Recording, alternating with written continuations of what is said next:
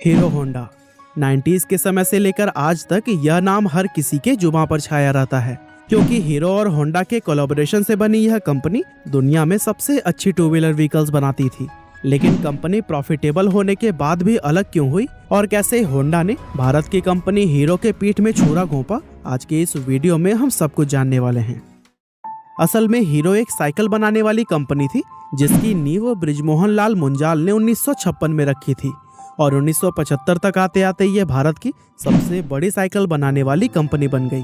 इसके बाद उन्होंने अपनी साइकिल्स को बड़े लेवल पर विदेशों में भी बेचना शुरू कर दिया और इस तरह साल 1986 आने तक ये कंपनी सिर्फ इंडिया ही नहीं बल्कि पूरी दुनिया की सबसे बड़ी साइकिल बनाने वाली कंपनीज में शुमार की जाने लगी। लेकिन उसी दौरान उन्होंने देखा कि फॉरेन मार्केट में मोटरसाइकिल बिजनेस भी काफी तेजी से एक्सपेंड कर रहा है, लेकिन इंडिया में तो लोगों के पास सिर्फ स्कूटर और मोपेड का ही ऑप्शन है। इसीलिए वे इस गैप को फिल करने के लिए इंडियन मार्केट में मोटरसाइकिल उतारना चाहते थे। लेकिन उस वक्त हीरो के साथ प्रॉब्लम यह थी कि उनके पास इंजन बनाने की टेक्नोलॉजी ही नहीं थी, जिसकी वजह से मोटरसाइकिल बनाना उनके लिए तो मुमकिन ही नहीं था। इसीलिए अपने इस प्लान को एक्शन में लाने के लिए उन्होंने किसी विदेशी कंपनी के साथ में कोलैबोरेशन करने के बारे में सोचा। अब उस वक्त भारत में लिबरलाइजेशन भले ही नहीं आया था, लेकिन उस टाइम गवर्नमेंट इंडियन कंपनीज को यह अपॉर्चुनिटी देती थी कि अगर वो चाहे तो किसी भी विदेशी कंपनी के साथ में टाई अप करके इंडिया में अपना बिजनेस एक्सपेंड कर सकते हैं। इसीलिए बृजमोहन लाल ने हीरो के थ्रू दुनिया की सबसे बड़ी मोटरसाइकिल बनाने वाली जापानी कंपनी होंडा के पास में अपना प्रपोजल भेजा। अब क्योंकि उस समय कोई भी विदेशी कंपनी भारत में डायरेक्टली अपना बिजनेस स्टार्ट नहीं कर सकती थी, ऐसे में इस प्रपोजल के जरिए होंडा को इंडियन मार्केट में एंटर करने का एक अच्छा मौका मिल गया, जैसे कि होंडा कंपनी खुद भी नहीं गंवाना चाहता था। इसलिए इन दोनों कंपनीज ने 1984 में एक दूसरे के साथ हाथ मिला लिया।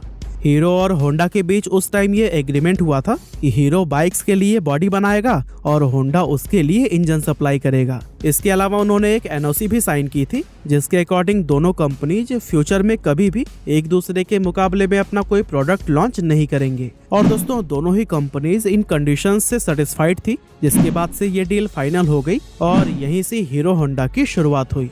अब कागजी कार्यवाही पूरी करने के बाद से हीरो होंडा का सबसे पहला प्लांट हरियाणा में बनाया गया, जहां से हीरो और होंडा ने मिलकर तुरंत ही बाइक्स की मैन्युफैक्चरिंग करने स्टार्ट कर दी। 1985 में जब उन्होंने अपनी पहली बाइक CD100 लॉन्च की तो फिर यह बहुत तेजी से पॉपुलर हुई, क्योंकि इंडियन मार्केट में एक तो बाइक का कॉन्सेप्ट ही नया था और दूसरा इस बाइक का माइलेज बहुत ही कमाल का था।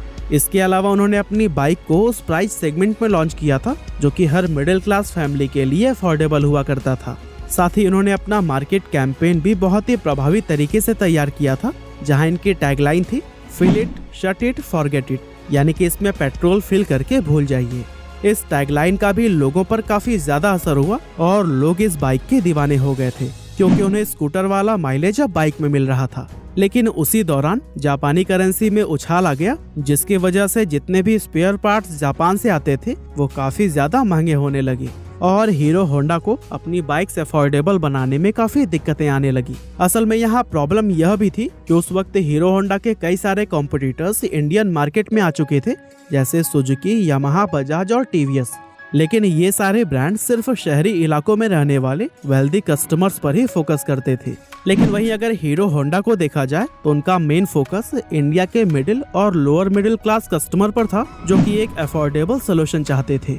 और यही वजह थी कि हीरो होंडा की बाइक सिर्फ शहरों में ही नहीं बल्कि पूरे भारत में ही सबसे ज्यादा सेल होती थी। और यही सब देखते हुए कंपनी अपनी बाइक्स का प्राइस नहीं बढ़ाना चाहती थी, यहाँ तक कि इसी की वजह से कंपनी को काफी लंबे अरसे तक लॉस का भी सामना करना पड़ा। लेकिन 1990 में जब डॉलर का एक्सचेंज प्राइस रेगुलेट हुआ तो फिर हालात थोड़े सुधरने शुरू हो गए और देखते ही देखते कुछ ही समय में हीरो होंडा एक बार फिर से अपनी बाइक्स पर प्रॉफिट कमाने लगा और अगले कुछ ही सालों में कंपनी का प्रॉफिट $10 मिलियन को भी क्रॉस कर गया, जो कि उस जमाने में एक बहुत बड़ा नंबर था। अब यहाँ तक तो चीजें ऊपर से काफी अच्छी नजर आ रही थी, लेकिन अंदर से सिचुएशन बहुत पहले से ही खराब होनी शुरू हो गई थी। दरअसल कंपनी के मैनेजमेंट में शुरू से ही कई तरह की प्रॉब्लम्स चल रही थी, जैसे कि होंडा तो अपनी बाइक्स अमेरिका और रूस जैसे डेवलप्ड कंट्री में सेल कर रहा था, लेकिन हीरो होंडा को होंडा की तरफ से फॉरेन में अपनी बाइक्स को सेल करने की परमिशन नहीं थी। यानी एक तरफ तो हीरो साइकिल मैन्युफैक्चरर के तौर पर उस समय दुनिया की सबसे बड़ी कंपनी थी, यहाँ तक कि Guinness book of world records में भी इनका नाम दर्ज था। वहीं दूसरी तरफ होंडा की वजह से वो अपनी बाइक्स फॉरेन मार्केट में सेल नहीं कर पा रही थी। असल में इंडिया के बाहर हीरो होंडा को सिर्फ नेपाल, भूटान और बांग्लादेश जैसी आसपास की कंट्रीज तक ही अपनी बाइक को एक्सपोर्ट करना अलाउड था, जिसकी वजह से हीरो कंपनी इंटरनेशनल मार्केट में जो पोजीशन चाहती थी वो उसे नहीं मिल पा रही थी। अब एक तरफ तो होंडा काफी तेजी से ग्रो कर रहा था, लेकिन वहीं दूसरी तरफ हीरो एक लिमिटेड स्पेस में सीमित होकर रह गया था, जिसकी वजह से इन दोनों कंपनीज के आपसी रिश्ते खराब होने लगे। इसके अलावा कॉन्ट्रैक्ट के अकॉर्डिंग हीरो बाइक्स की बॉडी बनाती थी और होंडा इंजन। अब अगर हीरो को अपना बिजनेस एक्सपेंड करने के लिए अलग भी होना पड़ता तो फिर वो ऐसा नहीं कर सकते थे, क्योंकि वो इंजन के लिए पूरी तरह से होंडा पर ही डिपेंडेंट थे। हालांकि अब हीरो को ये समझ आ चुका था कि अगर उसे होंडा से अलग होना है तो फिर खुद इंजन मैन्युफैक्चर करना ही पड़ेगा। इसीलिए उसे हीरो होंडा से अपने हिस्से का जितना भी प्रॉफिट मिलता था वो उसके एक बड़े हिस्से को इंजन बनाने में खर्च करने लगा, जिसकी वजह से होंडा और हीरो के बीच में दरार और भी ज्यादा बड़ी हो गई। अब जैसा कि इन्होंने कोलैबोरेशन के टाइम एनओसी साइन किया था कि ये एक दूसरे के मुकाबले में कभी भी बाइक्स नहीं लॉन्च करेंगे, लेकिन होंडा ने इसके खिलाफ जाकर साल 1999 में इंडिया के अंदर अपनी एक separate company Honda motorcycle and scooter India start कर दी और फिर उसी प्राइस सेगमेंट में ही बाइक्स लॉन्च करना शुरू कर दिया, जिसमें पहले से ही हीरो होंडा की बाइक्स मौजूद थी। इस तरह अगर देखा जाए तो इंडियन मार्केट के अंदर होंडा ने अपनी बाइक्स को हीरो होंडा के मुकाबले में लाकर खड़ा कर दिया था, जिसकी वजह से हीरो होंडा के कस्टमर्स डिवाइड हो गए और इसके कुछ साल बाद होंडा ने एक्टिवा को लॉन्च करके स्कूटर सेगमेंट में भी एंटर कर लिया था। अब अगर देखा जाए तो इस पूरे मामले में होंडा की पांचों उंगलियां घी में थी, क्योंकि होंडा की हीरो होंडा से तो अर्निंग हो ही रही थी, साथ ही अपनी सेपरेट बाइक कंपनी से भी उसका अच्छा खासा प्रॉफिट जनरेट हो रहा था। और दोस्तों इन्हीं सभी प्रॉब्लम्स को देखते हुए ही हीरो ने होंडा से अलग होने का फैसला कर लिया और फिर 2010 में जाकर दोनों ही कंपनीज हमेशा के लिए अलग हो गयी। हीरो होंडा में इन दोनों कंपनियों के 26% शेयर थे, जिसके चलते होंडा मोटर्स ने अपने हिस्से के सारे 26% शेयर हीरो कंपनी को ही बेचने का फैसला किया। और दोस्तों हीरो कंपनी के प्रमोटर ब्रजमोहन मुंजाल ने होंडा के ये शेयर्स 1.2 अरब डॉलर्स में खरीदकर अपना खुद का कारोबार हीरो मोटोकॉर्प के नाम से आगे बढ़ाया।